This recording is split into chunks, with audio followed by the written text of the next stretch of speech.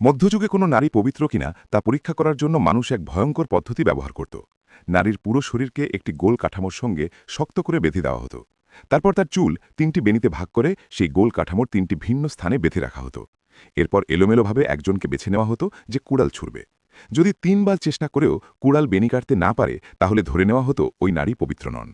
সবার আগে ময়দানে এলো নারীর স্বামী। নেশায় বুঁদ হয়ে সে প্রথম কুড়াল ছুড়ল, কিন্তু সেটা গোল কাঠামোর অনেক ওপরে গিয়ে লাগল। এই অদ্ভুত ছোঁড়া দেখে গ্রামের লোকজন জোরে জোরে হাসতে লাগল। নিজের স্ত্রীকে নির্দোষ প্রমাণ করার জন্য সে দ্বিতীয়বার কুড়াল ছুড়ল।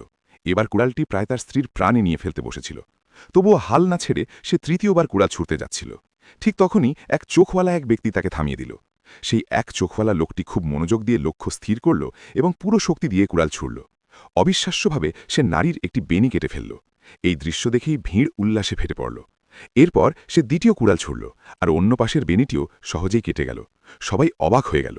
তবে গ্রামের প্রধানের মনে হল শেষবারে এই এক চোখওয়ালা লোকটি হয়তো নারীকেই দুটুকরো করে ফেলবে। কিন্তু সে কারো কথা শুনল না। কুড়ালটি কয়েকবার ঘুরিয়ে নিয়ে আবার ছুড়ল। অবিশ্বাস্যভাবে সবচেয়ে কঠিন বেনিটিও কেটে